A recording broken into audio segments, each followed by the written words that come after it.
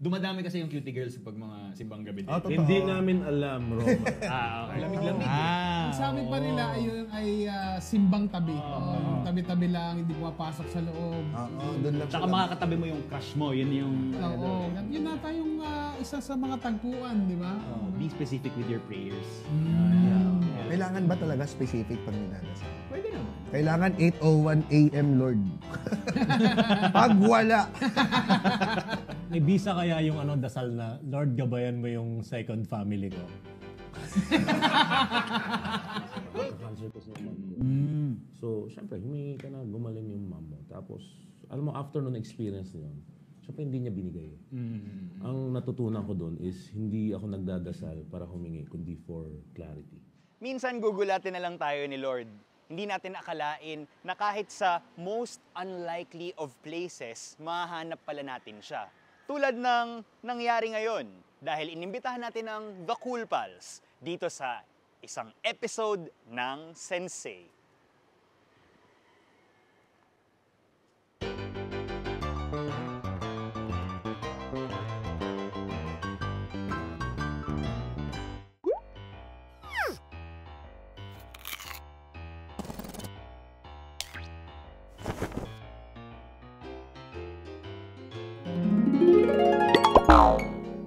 Ang misteryoso sa akin, tuwing mga simbang gabi, ba't kaya dumadami mga hip-hop? Simbang gabi na, outfit check! Ang kampatay, tuluyan! Nandisyon! Ano ba naman trick ginawa ko? At nagsasapakan ako. Hindi natin itutuloy ito hanggang di mo sinasagot pa. Teka, totoo ba? Dumadami bang hip-hop sa simbang... Pati yung mga nagbibihis talaga yun. Nagbibihis talaga sila ng todo, tapos minsan magra-riot lang naman sila sa labas ng simbahan. Nagbibihis para makipag-riot. Oo. High socks na may bandana. Hindi kasi I think yung nangyayari dyan, umaandar din yung, di ba meron yung parang pag magsimbang gabi ka daw, may wish, yung mga ganyan na ano. So may parang kasing mga... Ano bang tawag dyan? Pamahiin pero talaga. hindi talaga part ng tinuturo namin, ng simbahan. Pero Walang wish? Walang wish. Ayoko no? Hindi mo naman... Pero hindi ko alam yung mga hip-hop, no? Hindi, parang... Pero misteryo sa amin palagi kung bakit ang dami nagsisimba pag simbang gabi. Parang anong nangyayari? Ang dami talaga. Pero yun, siguro dahil... yun yung ano eh. Parang may natutupad daw na wish kapag nakumpleto. Tsaka barkada, ano kasi yan eh. Parang, oy, simbang gabi tayo. Tsaka ano din, parang meron nga ako nasulat na kanta. Ayokong ma-distract kapag may cutie girl sa simbahan. Dumadami kasi yung cutie girls pag mga simbang gabi din. Hindi namin alam, Roma. Okay. Saan ka nakatingin pag nagpipiano ka? Dito. Sa nagpa... Okay. And we're back. Meron pa ba? Ubus na ba yung playlist ng ano? Umiiyak kasi yung bata. Yung ilang Jesuit songs, umulit na yan. Sa album na to. Pero totoo nga, dumadami nga yung mga... Lumalabas yung mga kapitbahay yung hindi naman laging lumalabas. May tawag nga dyan sa mga youth, yung mga tinatawag na seasonal servers din. Yung una na bigla na lang magle-lector pag or magka-choir, mga ganyan. Ewan ko, may magic talaga din yung simbang gabi. Kasi doon lang namin nasusuot yung mga bago naming damit. Oo. Tsaka yung budget. Kasi jacket. Christmas diba?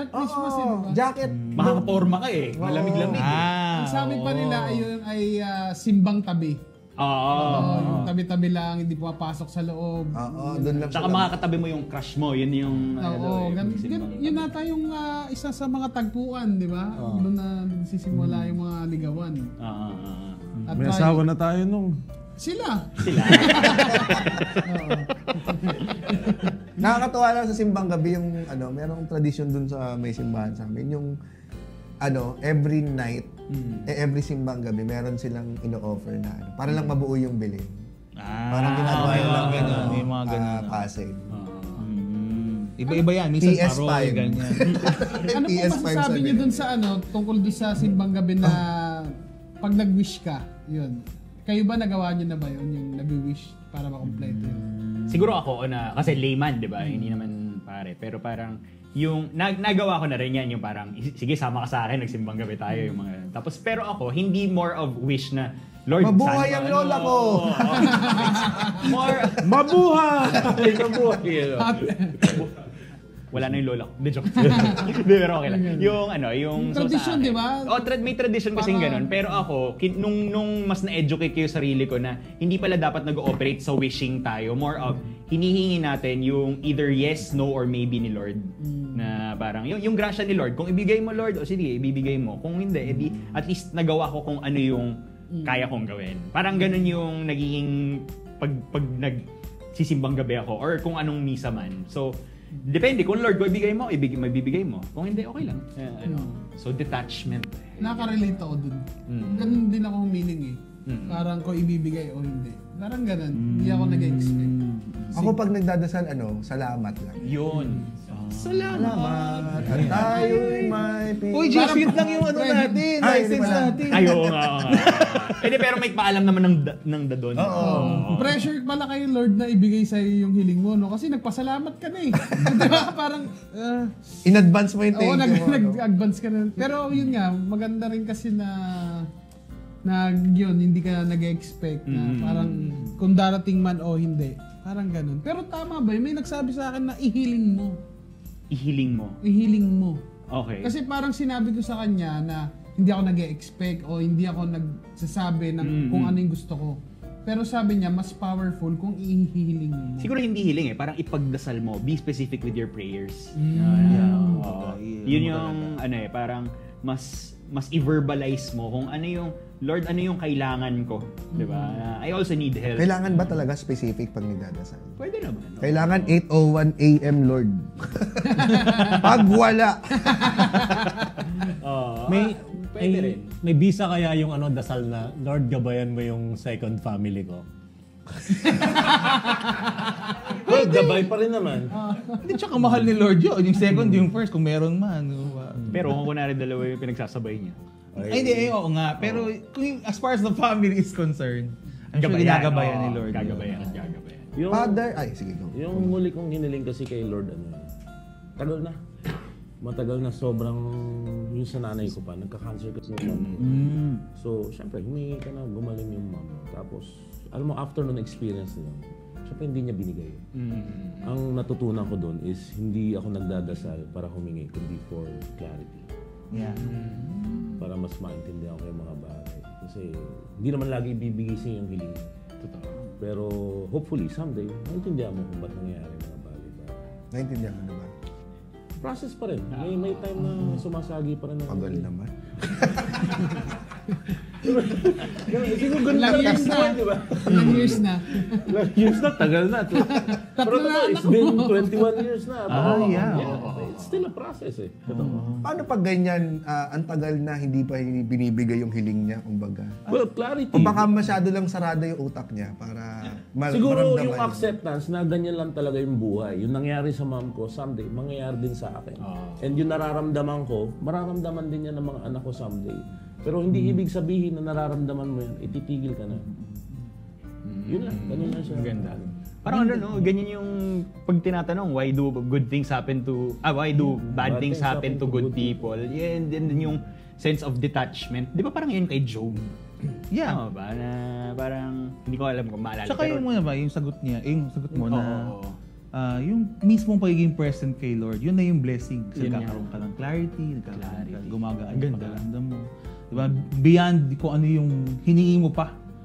Kasama, ganun na yung sagot ko sa simbang gabi. Yung hindi yung sisimba ka ng 9 days tapos si Lord sabihin, so sorry, nagsimba ka ng 9 days, so ito na yung gusto mo. Diba? Hindi naman ganun si Lord. PS5.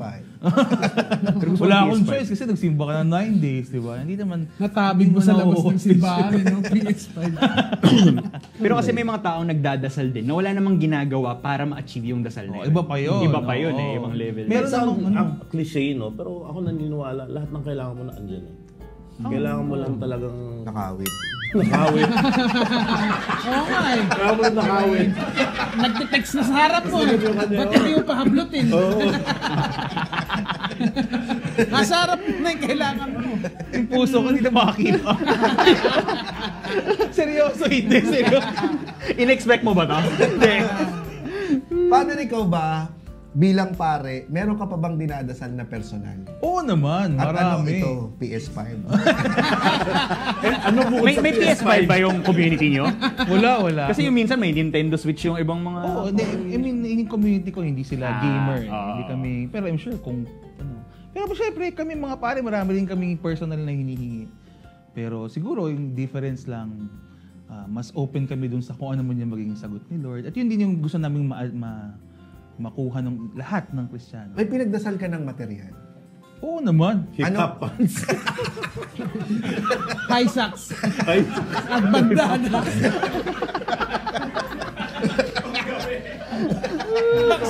Lord, pagsisimbang gabi na, wala pa rin akong high socks. Baka after 9 days nandiyan na. Puro prutas ang binibigay nila. Mompo na naman. Pero marami kaming ganyan. Yung Mompo? mga May mompo? Hindi. Ay, hindi. Okay. Marami. Ah. It's just St. Paul's Mass Wine. Ay, sorry. May brand nga pala sila. Hindi, ibang Para sa brand. swabing hagod. Pero yeah, marami akong mga prayer din na pahapyaw na nasasagot lang din. Kunyari, white t-shirt, ganyan. So may magbibigay lang bigla. Totoo, white t-shirt ang hiniling mo. Alam mo mga pare, ang pinakakailangan niyang panyo, white t-shirt. Kasi palagi kami naka-white t-shirt. Yung medyas di masyado kasi hindi kita eh. Hindi ba nagsashort sa mga pare? Ako mahilig ako sa medyas na may design, yung may kung ano-ano. Oo. Pero yun na irony, hindi naman nakikita. Pero gustong-gusto kong... Hindi naman, Father, may naisip ko. Ayun yung clarity. Share naman. Hindi. May Jesuit music pa naman tayo. Pakicue na po ang kung tanggapin. Meron po bang dumating sa inyo na matagal yun nang dinadasal biglang dumating? Meron ba? Girlfriend? Hindi. Joke lang.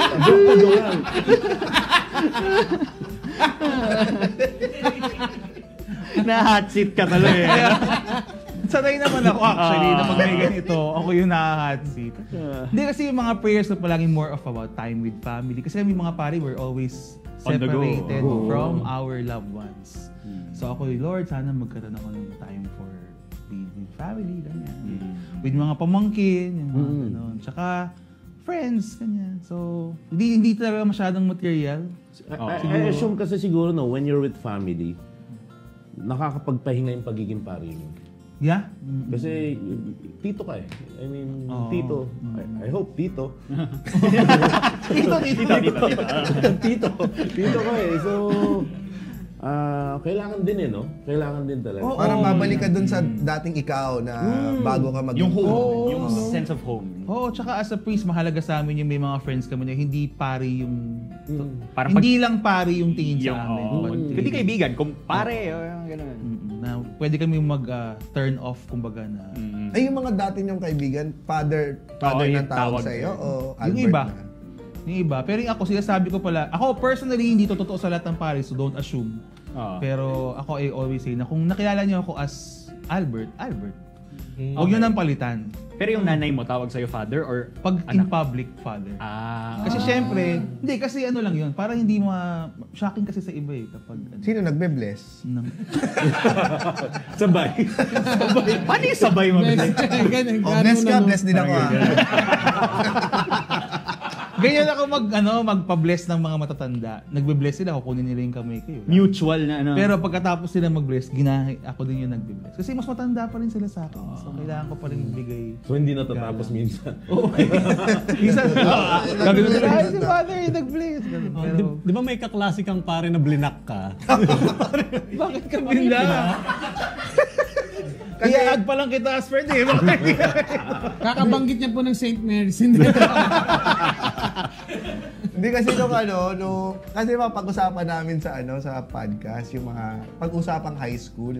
Klase siya ng high school. Pinangalanan mo ba? Hindi ko naman pinangalanan, pero may nakadetect siguro nung Para sabi ko kasi may sip-sip akong kaklase. Okay. Noon. Tapos meron akong tapos sabi ko pari na siya ngayon. Tapos siya pa yung pinapautang ko ng 10 piso noon. Tapos hindi ko pinapabayaran kasi gusto ko siyang utusan ng utusan. Pag hindi siya sumusunod, sinasabi ko, di ba may utang ka sa akin? Bili mo akong donut. May leverage. So, Kaya siya binlock, hanggang ngayon, sinisingil niya pa ng trabaho. yun, so Pero, So binla ka dahil dun? hindi, binlock ako siguro. Feeling ko, merong parishioner siya. Father, ikaw ba yung sip-sip dati? Ay, Diyos ko. Ganda. Hindi ako binlock, in-unfriend lang ako. Siguro na mabalik lang sa konti doon sa kanina kung paano mas magiging appealing yung simbahan kapag nalaman nila na yung pari nila ay tao rin. Sip-sip! Totoo yan, totoo. Actually, ako din as a priest, as a young priest, yun yung na-realize ko. Parang sa ibang tao, alien kami. Yung parang mysterious figure. Authority figure. Oo. Na nakikita lang kasi sa altar, tapos naglalaho na kami, di ba? For most people, wala na. After ng misa, parang na-erase na kami sa mundo. Next Sunday na lang kami ulit mag-a-appear. Alam mo, naiinis kasi ako, Father, pag may mga tao na masyadong parang ginagawan Diyos yung pare. Clericalism. Ako din, naiinis din ako doon. Maraming paring ayaw nun, actually. Kasi nahihirapan parang kami. Celebrity Oo, mas nahihirapan kami mag-reach out sa inyo kung ginagawa nyo kaming up there. Diyos. Di kami makarelate, di kami makababa. Hirap na kami bumaba eh. Tiyataas yun pa kami. Dito ko nga lang na, na ngayong... Na sense? Hindi, yung nakausap ko si Father kanina doon sa room. Parang very homey yung hindi siya nagmataas. Oo, sabi ko, Father, alas 8 pa lang bill na. Ano ba? Hoy, wala. Wala ba? Iba yung whiskey. Kasi nung nasanay ako dahil Catholic Catholic school sa Letran. Parang kaya minsan nagma-mash up yung kailangan matatakot ka sa pare at gusto mong tropahin yung pare. Hindi mo magawa kasi ang mga matataas na posisyon dun sa school, pare din ang may hawak. CEO and president ng school is pare. So hindi mo pwedeng tropahin din yung pare na hindi ka maka-relate. Takot ka agad yung nararamdaman mo pag nakikita mo siya. Mga prefect of discipline, mga ganun. Mahirap kaming basagin yun. Pero usually, kailangan namin basagin yun para kumbaga, sabi ka Jesus, di ba? The pastor must smell like the sheep. Kaamoy so, mo. kailangan Simula tayo sa high sax, Father. Pati sa yun sa bandana. Ang ingit kasi ng high sax. Hindi ko kaya. Pangbata lang. Hanggang dito yung high sax mo. Tigil muna natin yung mga tawanan at mga kwentuhan. Magbabalik ang Sensei.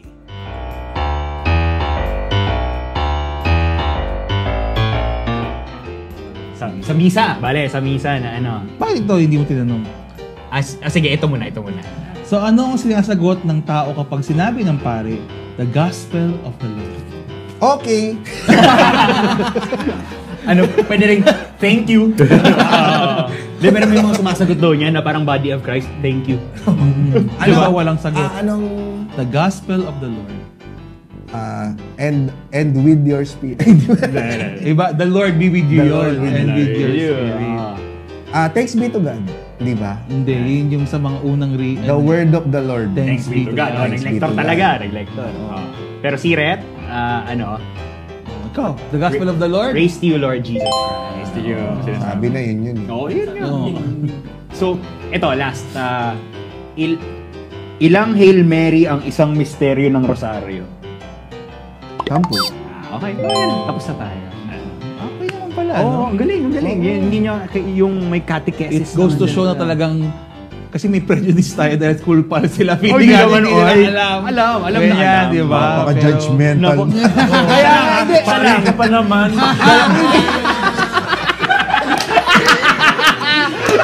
Nahuli. Studio namin to eh.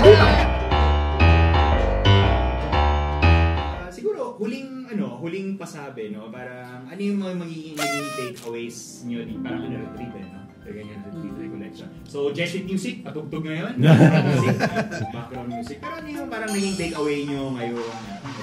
Ba kayo, may mga kaibigan ba kayong church people, pare, na nakakausap niyo palagi? Ako Or bagong experience ba to sa inyo? Meron po ako nakakausap yung yung pari sa isla namin sa sa Lucero, sa Bulinaw, si Father Jonas.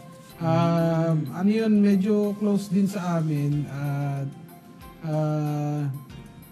kumbaga parang supportive siya sa mga tao sa sa isla. So hanggang ngayon minsan kami usap, minsan may time na kumustahan yun. Okay.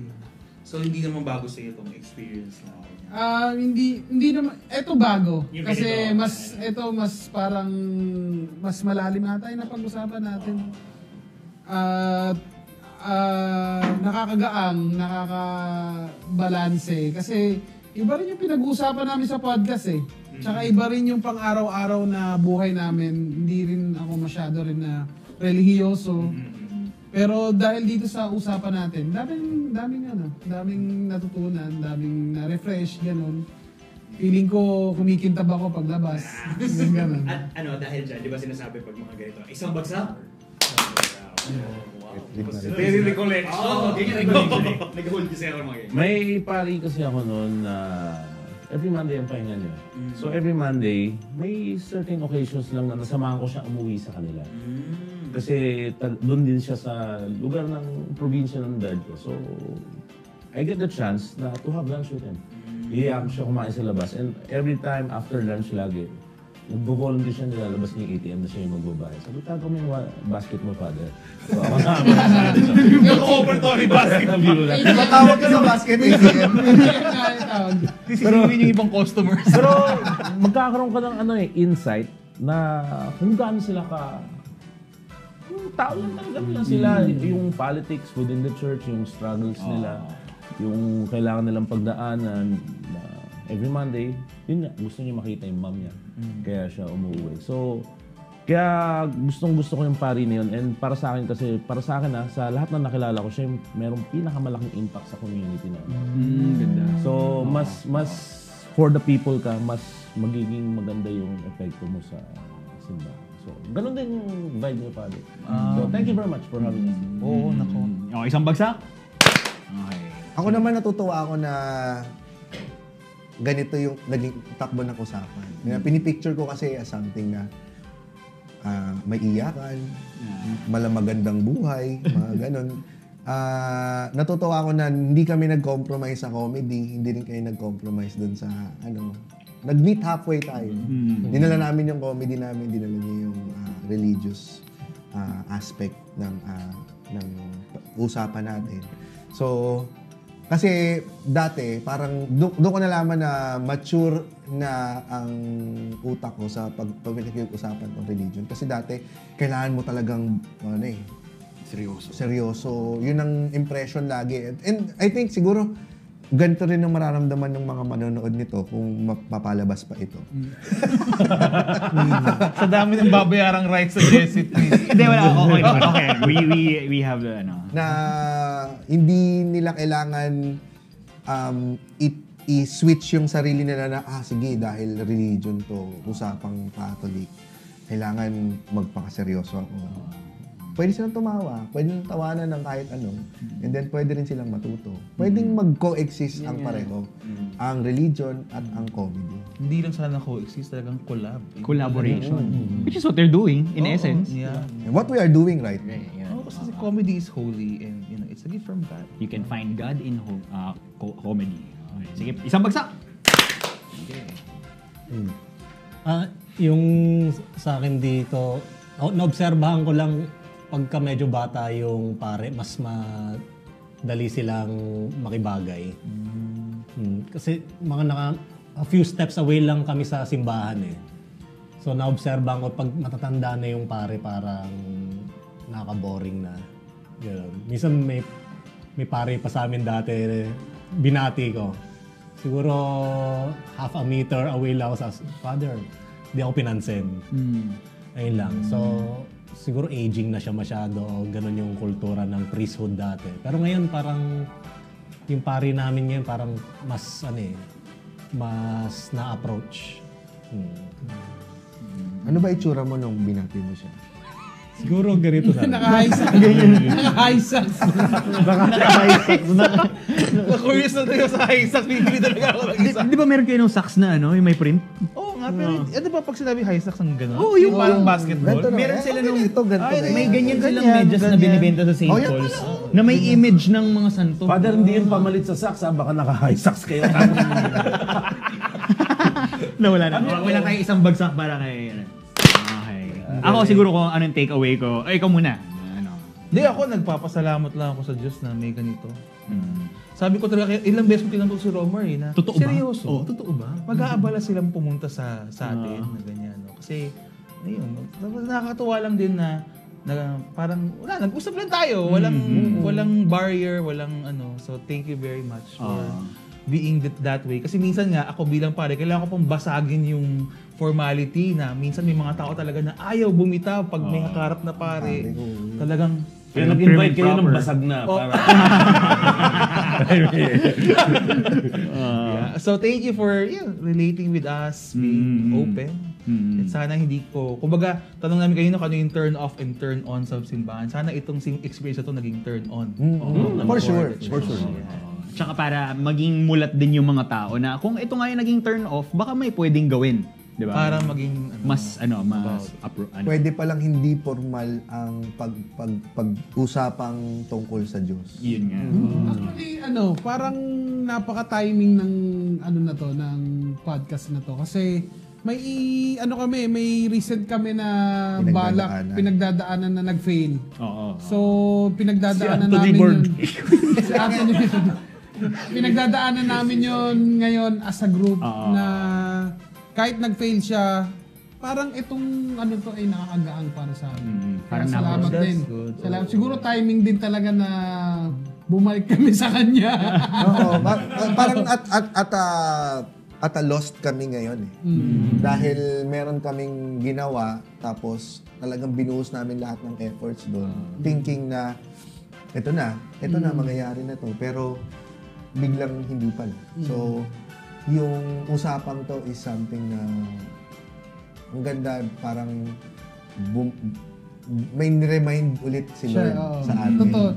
Na lalo na yung sinabi mo yung yes, no, and maybe. Diba? No? Or not yet. Pwedeng not yet. Pwedeng ganun. So, di naman kami nagmamadali. So, sabi ko nga, baka redirection lang ito para sa amin. O tsaka yung nasabi mo rin kanina na pwedeng yun nga, yung redirection, or nakalimutan ko yung sasabihin ko Sige na. Pwede na yun. Baka kasi siyempre, Kabisa ba nangyari? ayoko marami. Sa gitna ng homily, di ba? Sana ako. laging may ibang plano, di ba? Para sa amin, or kung saan man kami pupunta. Ay, hindi. Yung nabanggit mo pala na merong... Bumalik na. Yung mga nagme-message sa atin, yung natutulungan, na nakakapagpasaya. Yun yung pansamantalang nakalimutan natin Masyado tayo naging focus dun sa goal, sa sariling project na yun. Na thinking na, sige, lumaki. Palaki natin to. Kailangan pasikat para mas makapag-travel abroad. Pero hindi natin nakita yung purpose. May purpose pala na na natutulot din tayo dun sa mga existing na nakikinig sa atin. Ang naging focus natin for a time is kumuha pa ng mga bago. Pero parang nakakalimutan natin na, oo nga pala, may nadudulot tayong maganda sa mga existing nating listeners. Parang parang na-realize ko din na dun sa nangyari sa amin kasi parang failure siya or rejection siya. So, pwede rin tong mangyari sa ibang artist na pwedeng maging daan kami para kami naman yung tumulong para sa kanila. Kasi ang sakit din ma-reject parang kumbaga binuhos mo lahat Totoo. So, baka pwedeng maging instrumento kami para sa ibang tao na hindi sila ma-reject. Yun lang. Ang ganda. Isang bagsak tayong dalawa para sa kanila. Yes. So, ikaw? Ako siguro yung take away ko talaga dito is magko-coexist talaga ang Catholicism or faith, no? At pagmamahal ng Diyos sa comedy. Diba? Hindi siya nagkakatunggali at mahanap mo si Lord sa mga stand-up comedians. Diba? Ako magulat ako na natulungan ako ng Cool Pals na mas mapalalim yung yung bukasyon ko, yung ginagawa ko. Na isa sa mga ginagawa ko yun na parang sinasabi ko palagi na gugulatin ka ni Lord. And in the most unlikely of places, which was in the Cool Pals studio. Anong location nga ba yun sa Silver City. Sa Silver City. Na makaka-inspire tayo ng maraming mga tao. At na-inspire nyo rin ako. Diba? Na mahanap ang Diyos sa ginagawa na ganito. So maraming salamat. Sip-sip. Uy! Kay Father Deli na. Pero sa Cool Pals. Pero salamat. Salamat talaga sa lahat ng mga sa pagkakaibigan to, no? Hindi natatapos to dito. Marami pang posible. There will be lots and lots of things possible. Malay nyo, biglang kunin na kayo ng Veritas. Di ba? Comedy special. Veritas. Doon pala natin may bibenta yun. Ako nga, nag-iisip na ako ng event para sa simbahan. Okay, Cool Pals eh. Pero salamat. Pwede yan. Sige. So, yun. Maraming salamat sa pagpunta nyo rito at sa pagbahagi ng buhay nyo, ng katatawanan. And I hope hindi lang kami ni Father ang na-inspire, kundi lahat ng mga manonood din dito sa ating episode ng Sensei. Maraming salamat.